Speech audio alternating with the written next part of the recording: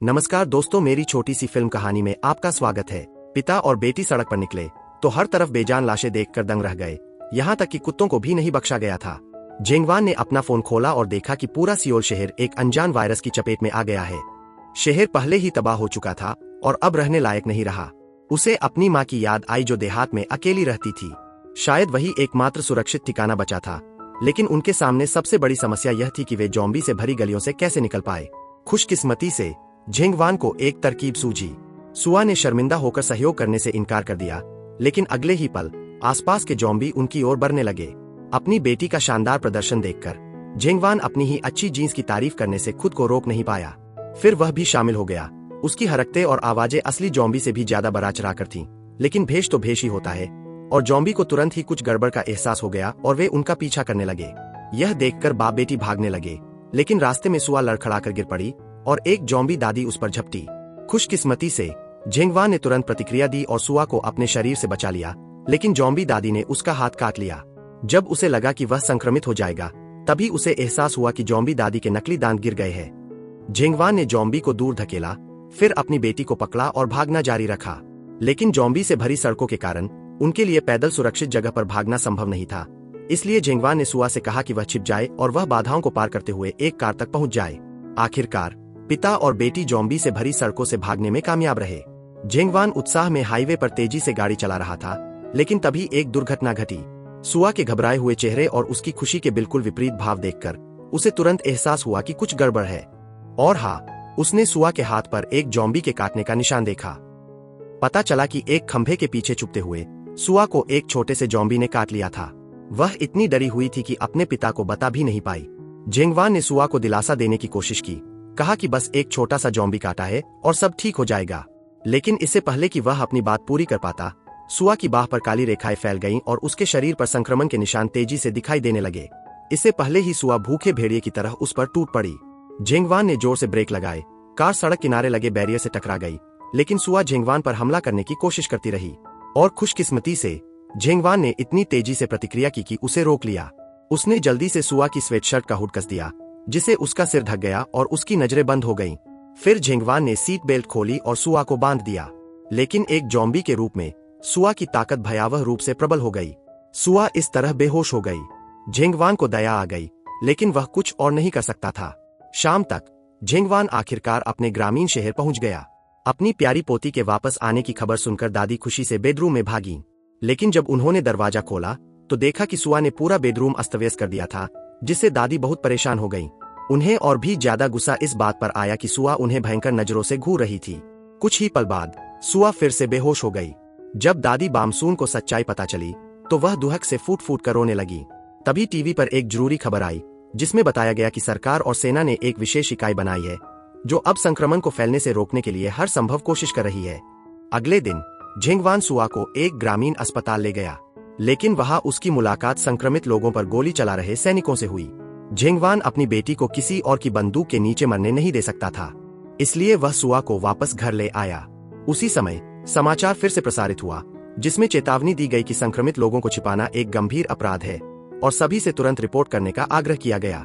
जेंगवान को एहसास हुआ कि वायरस का इलाज नहीं हो सकता और उसने सोचा कि सुआ को दूसरों से मरवाने के बजाय उसे खुद ही दफना देना बेहतर होगा। लेकिन जैसे ही वह कुछ करने वाला था, सुआ की दीप्तिमान मुस्कान की यादें उसके मन में कौंध गईं, जिससे वह दुहक और झिझक से व्याकुल होकर कुछ करने में असमर्थ हो गया। उसी समय बामसून ने फावड़ा उठाया और उसकी जगह काम करने को तैयार हो गया, लेकिन जेंगवान ने उसे रोक दिया, जिससे उनके बीच बहस छिड़ गई। बहस करते करते सुआ वहां से खिसक गया। जेंगवान और बामसून ने गांव में काफी देर तक उसे ढूंढा, लेकिन वह नहीं मिली। आखिरकार उन्हें वह एक गोदाम में मिली। उस समय जेंगवान के मन में अचानक एक विचार आया। शायद सुआ को अब भी कुछ होश था, क्योंकि बचपन में यही भंडारण कक्ष सुआ की पसंदीदा जगह थी। अगर वह पूरी तरह से ज़ॉम्बी बन जाती तो उसे यह जगह याद नहीं रहती। लेकिन बामसून ने जोर देकर कहा कि जेंगवान भ्रम में था, क्योंकि खबर में साफ साफ लिखा था कि अगर कोई ज़ॉम्बी बन जाता है तो इसका मतलब है कि वह पहले ही मर चुका है। लेकिन जेंगवान को यकीन नहीं हुआ। उसने सुआ का पसंदीदा गाना बजाया और उसे हैरानी हुई कि उसका शरीर संगीत के साथ हिलने लगा, जिससे उसे और भी यकीन हो गया कि वह अंदर से अभी भी जिंदा है। उस रात सुआ की हालत थोड़ी बेहतर लग रही थी और खबर में बताया गया था कि अगर किसी ज़ॉम्बी को कुछ यादें वापस मिल जाती है तो इसका मतलब है कि उसके अंदर का वायरस कमजोर हो रहा है। यह सुनकर झेंगवान की उम्मीद तुरंत जाग उठी। उसे यकीन हो गया कि सुआ अभी भी ठीक हो सकती है। बामसून ने भी अपना मन बदल लिया। उसे विश्वास था कि उसकी पोती ठीक हो जाएगी। तभी झेंगवान का दोस्त डोंग बाई अचानक मिलने आ गया। उसने झेंगवान को बताया कि सियोल में हालात ठीक नहीं लग रहे हैं और देहात में ही रहना ज्यादा सुरक्षित है। जाने से पहले डोंग बाई सुआ से मिलना चाहता था। डोंग बाई ने पहले जाने का बहाना बनाया, लेकिन बाहर निकलते ही उसने अपना फोन निकाला और रिपोर्ट लिखने की तैयारी कर ली। सौभाग्य से झेंगवान ने उसे समय रहते रोक लिया। उसने डोंग बाई से यह राज छुपाने की विनती की और कहा कि अगर वह सुआ की यादें जगा सके तो शायद वायरस का फैलाव रुक जाए। उसने सुआ को स्मृति पुनर्प्राप्ति प्रशिक्षण देने की योजना बनाई, लेकिन डोंग बाई को यह सब एक कोरी कल्पना लग रही थी। फिर भी चूंकि वे दोनों गहरे दोस्त थे, डोंग बाई आखिरकार झेंगवान का राज छुपाने को राजी हो गया। अगले दिन डोंग बाई खुशखबरी लेकर आया। उसका दोस्त अमेरिका की एक बड़ी दवा कंपनी में काम करता था और उन्होंने एक ऐसा इलाज विकसित किया था जिसे जल्द ही मंजूरी मिलनी थी। एक बार उपलब्ध होने पर सुआ के लक्षणों में सुधार हो सकता था। डोंग बाई ने यह भी कहा कि वह सुआ की याददाश्त बढ़ाने में झेंगवान की मदद कर सकता है। अगले दिन वे सुआ को प्रशिक्षण शुरू करने के लिए समुद्र के किनारे एक शांत जगह पर ले गए, लेकिन शुरुआत ही खराब रही। सुआ डोंग बाई के प्रति उदासीन लग रही थी। इसके तुरंत बाद झेंगवान ने सुआ को सामाजिक प्रशिक्षण देना शुरू कर दिया और उसे बताया कि जब भी उसे कोई चीज पसंद आए तो वह पलके झपकाए, और उसे हैरानी हुई कि सुआ ने जल्दी ही पलके झपकाना सीख लिया। झेंगवान को लगा कि उसकी बेटी ने उसके निर्देश समझ लिए हैं और उसने गर्व से अपनी मां को दिखाया। लेकिन असल में सुआ को झेंगवान बहुत स्वादिष्ट लग रहा था। इन बुनियादी व्यायामों के अलावा वह उसे बस एक भोजन ही समझती थी। याददाश्त सुधारने के लिए सबसे अच्छा प्रशिक्षण एरोबिक्स करना था और इस बार सुआ ने उसे बखूबी निभाया। झेंगवान अपनी बेटी की यादगार तस्वीरें लेने से खुद को नहीं रोक पाया। दादी ने सुआ को सही तरीके से खाना पीना सिखाने का भी जिम्मा उठाया और सब कुछ सकारात्मक दिशा में बढ़ता दिख रहा था। साथ ही समाचार में यह अच्छी खबर भी थी कि हाल ही में संक्रमित लोगों की संख्या में कमी आई है, लेकिन फिर भी लोगों को किसी भी संक्रमित व्यक्ति की तुरंत सूचना देने के लिए प्रोत्साहित किया गया और उन्हें 10 करोड़ वॉन का इनाम भी मिल सकता था। परिवार को सुआ पर पूरा भरोसा था और वे उस दिन का इंतजार कर रहे थे जब वह सामान्य हो जाएगी।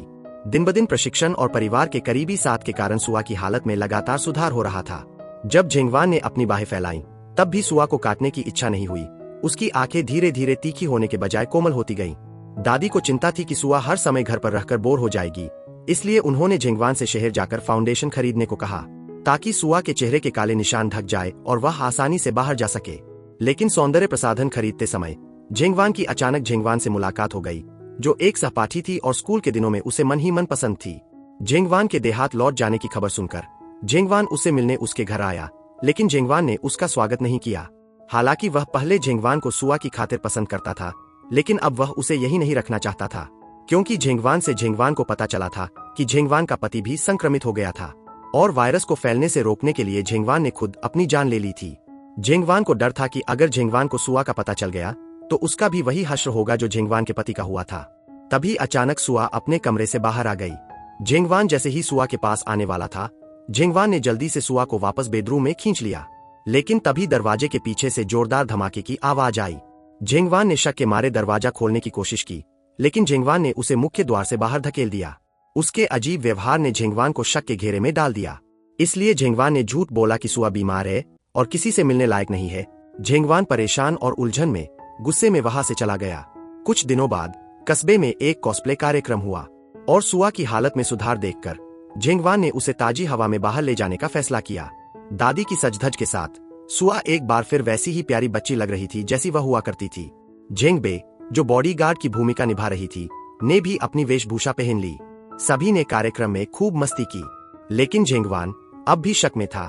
फिर से झेंगवान के घर आया और संयोग से उसे वह नोटबुक मिल गई जिसमें उसने सुआ की प्रशिक्षण प्रगति दर्ज की थी और आखिरकार उसे सच्चाई का पता चल गया। झेंगवान ने जानना चाहा कि सुआ की मां कहाँ है और उसने अपनी बेटी को क्यों छोड़ दिया है।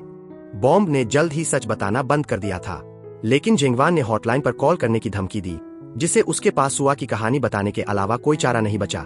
पता चला कि झेंगवान सुआ का जैविक पिता नहीं बल्कि उसका चाचा था। उसी दौरान सुआ की मां की एक कार दुर्घटना में दुखद मृत्यु हो गई।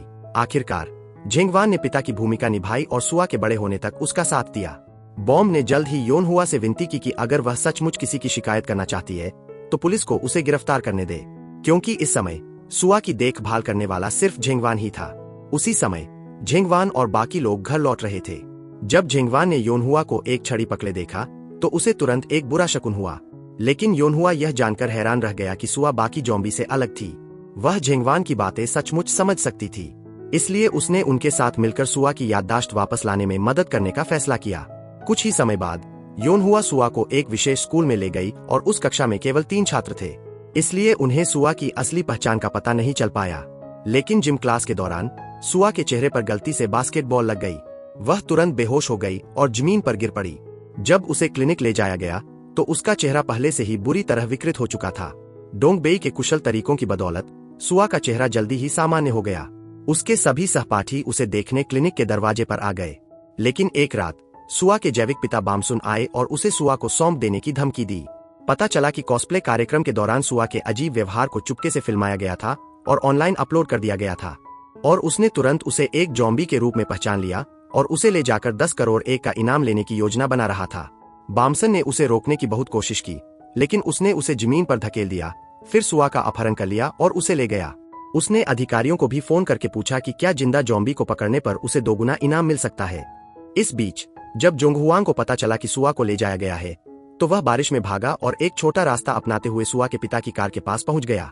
जोंगहुआंग ने उस आदमी की जमकर पिटाई की, लेकिन उस आदमी ने जोंगहुआंग को याद दिलाया कि सुआ का कॉस्प्ले वीडियो पहले ही ऑनलाइन वायरल हो चुका है और कई और लोग उसकी शिकायत करने आएंगे। यह सुनकर जोंगहुआंग स्तब्ध रह गया और उसी क्षण उस आदमी ने जोंगहुआंग को काटा, फिर उसे बार बार घूंसे मारे। अपने पिता को पिटता देख सुआ को अचानक गुस्सा आ गया। इससे पहले कि वह आदमी पूरी तरह से बदल पाता, जोंगहुआंग ने उसे डंडे से मारा और मार डाला, जिससे उस खतरे का हमेशा के लिए अंत हो गया। घर लौटने पर जोंगहुआंग ने अपना सामान पैक किया और सुआ को गांव से दूर ऐसी जगह ले जाने का फैसला किया जहां उन्हें कोई नहीं जानता था। लेकिन जैसे ही वे जाने वाले थे, एक बड़ी स्पेशल फोर्स टुकड़ी आ पहुंची, जिससे उनके पास बाहर निकलने का कोई रास्ता नहीं बचा। जोंगहुआंग ने सुआ को उसे काटने के लिए कहा और कहा कि अगर वह संक्रमित हो गया तो वे हमेशा के लिए साथ रह सकते हैं। आखिरकार सुआ ने जोंगहुआंग की बात मान ली और जब सैनिक अंदर घुसे तो उसकी गर्दन पर काट लिया। जोंगहुआंग पहले ही संक्रमित हो चुका था और रूप बदलने से पहले उसने सुआ को गोलियों से बचाने के लिए अपने शरीर का इस्तेमाल किया। जब जोंगहुआंग बेहोश हो गया तो सुआ ने अचानक उसे पापा कहकर पुकारा, जिससे सभी सैनिक हैरान रह गए। अंत में सुआ चमत्कारिक रूप से सामान्य हो गई। उसके शरीर में मौजूद वायरस पूरी तरह से गायब हो गया, लेकिन जोंगहुआंग कोमा में ही रहा। सभी को आश्चर्य हुआ जब शोधकर्ताओं ने जोंगहुआंग के रक्त की सावधानी पूर्वक जांच करके पाया कि उसमें निष्क्रिय करने वाले एंटीबॉडीज मौजूद थे, जिससे यह स्पष्ट हो गया कि उसे काटने के बाद सुआ कैसे ठीक हो गई। और जोंगहुआंग के शरीर में वायरस भी धीरे धीरे कम हो रहा था, हालांकि वह अभी भी बेहोश था। उसके लक्षण धीरे धीरे सुधर रहे थे, हालांकि यह अनिश्चित था कि वह कब जागेगा। अंतिम दृश्यों में सुआ ने एक प्रतिभा शो में भाग लिया, जहां उसके शक्तिशाली मंच प्रदर्शन ने अनगिनत प्रशंसकों का प्यार जीत लिया। जब यंगहुआ ने जोंगहुआंग के लिए सुआ के प्रदर्शन का वीडियो चलाया तो उसकी उंगलियां थोड़ी हिलीं, और यही 2025 की कोरियाई horror comedy my daughter is zombie की पूरी कहानी थी। यह फिल्म गर्मियों के सीजन में बॉक्स ऑफिस पर हिट रही। रिलीज के सिर्फ 6 दिन बाद ही इसने जबरदस्त कमाई की और इसे 2025 की कोरिया की अभूतपूर्व फिल्मों में से एक माना गया, जिसमें न सिर्फ एक ज़ॉम्बी परिवार की काल्पनिक पृष्ठभूमि को बरकरार रखा गया है, बल्कि पिता पुत्री के नृत्य के कुछ अनोखे दृश्य भी जोड़े गए हैं। मूल फिल्म के प्रशंसकों और नए दर्शकों दोनों ने इसकी खूब प्रशंसा की है और इसे देखने की पुरजोर सिफारिश की जाती है। खैर, आज की कहानी बस इतनी ही है। देखने के लिए शुक्रिया और अगले वीडियो में मिलते हैं।